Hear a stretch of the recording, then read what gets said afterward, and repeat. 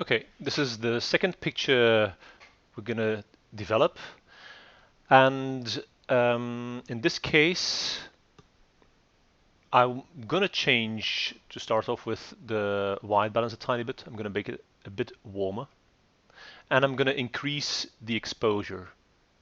The background is of course too bright, we can't help that, but the people in the front, they're a bit too dark to my liking, so I'm gonna make things a bit brighter. Now in this case, it's a shame of course that we lose so much detail in the background, because it's a particularly nice sky we have here, blue with white clouds. That's the best sky you can imagine for photography. And I would like to make that sky darker. I can do so with tools you can find here at the top. Let me demonstrate this one here. This will allow you to paint on certain parts in your picture, and you will be able to adjust those parts locally. So you can, as in the previous, as I showed you in the previous tutorial, you can change the exposure, contrast, highlights, etc., but locally. If you have a look at the pointer here, there are two circles. What does that mean? It means that the part in the middle will be completely affected by my changes I'm going to make, and then it gradually fades out towards the edge of the second circle. That is called the feather. You can see the feather right here. I'll zoom in a bit. And if I'm going to completely get rid of the feather, I end up with just one circle. If I increase the feather, then that second circle becomes larger. So let me quickly demonstrate the effect for this. I'll simply click on this part, and I'm going to increase the exposure. It has a very crispy edge to it. If, however, I'm going to make, or I'm going to start painting with a new brush, as it is called, by the way. So I click on New, and I'm going to change the feather. I'm going to make it large, and I'm going to do the exact same thing. I click on it, and I'm going to change the exposure, and now, as you can see, that happens gradually. With this item here at the bottom, show selected mask overlay, if I click on it, you can see what that brush exactly looks like. The part that becomes red is the part that is affected. If I activate this one here, you can clearly see that it has a very clearly defined edge.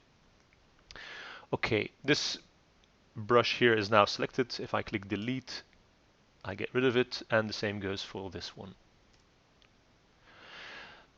Now what I could do, but that would be very time consuming, I could paint the entire sky. I can make my brush larger, by the way, like so, but I won't be able to work very accurately. Let me quickly demonstrate things. If I paint over the sky, as you can see, my children here are being affected as well. If I want to come up with a smaller brush, if I click Alt, then, as you can see, I hope, a minus sign appears, and I can take that part I painted away. If I'm now going to decrease the exposure, I'll need to deselect this. I will be able to make my sky darker, but it would be very time consuming to paint things very accurately. Yeah, you can see this halo around my kids. This is, I accidentally painted over this part as well. So I said it would be very time consuming to get rid of all of that once more, and it would take ages. It has its use, of course, this particular brush, if you want to make certain parts darker that don't need to have a very clearly defined edge.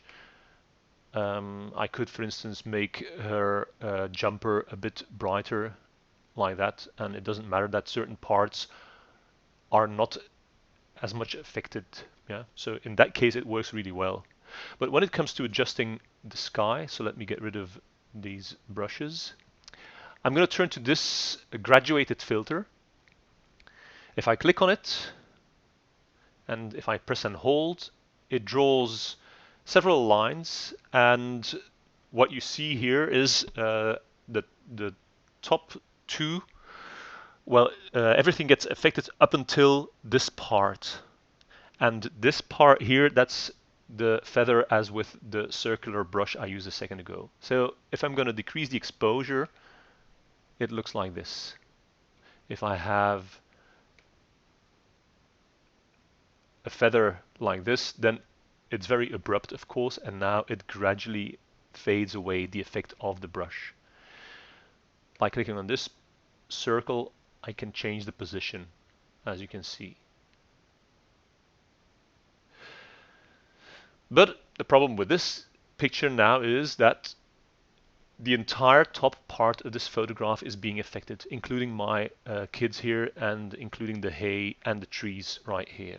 So, and this is a pretty recent feature in Lightroom, I can change the range mask of this filter I just applied. So by clicking on this range mask, I'm going to activate color. And with this tool here, I can now select the colors that should be applied when using that particular graduated filter we just used. So I click on it, and now only that blue is selected. If I hold Shift, I can select more colors because there are different shades of blue in this photograph. Another way of selecting all these colors would be pressing and holding and drawing a rectangular box. Now all the blues that are in that rectangular box are chosen. Now, as you can see, my kids are no longer being affected. The same goes for the hay and the tree here, but you can't overdo things. If I'm going to zoom in, I'll get rid of this tool here. If I'm going to zoom in on my son here, you can see that he's got this white line, which doesn't look good at all. In order to get rid of this, we can simply adjust the amount, which is going to adjust the blending mode. If I'm going to pull this to the right, as you can see, it gradually disappears. Still, there are some artifacts that shouldn't be there, but mind you, we're zooming in a lot right now. So if I zoom out again, we get this result.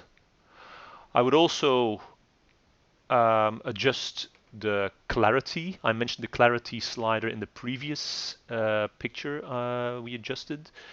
And increasing the clarity with the hay would lead to an interesting effect. So I can do this. I don't need to be very accurate with this. I'm going to paint on the hay. If I show you what exactly has been selected, you will see that a part of my daughter here is selected as well. So I'm going to decrease the size of my brush a tiny bit. And then I'm going to deselect her because I don't want to apply the clarity to her.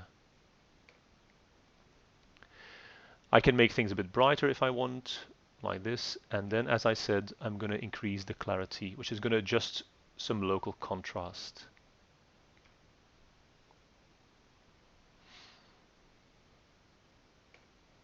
Okay, so if we're going to compare this, you can do so with this particular item here at the bottom left corner. This was the original file. This is what you should end up with.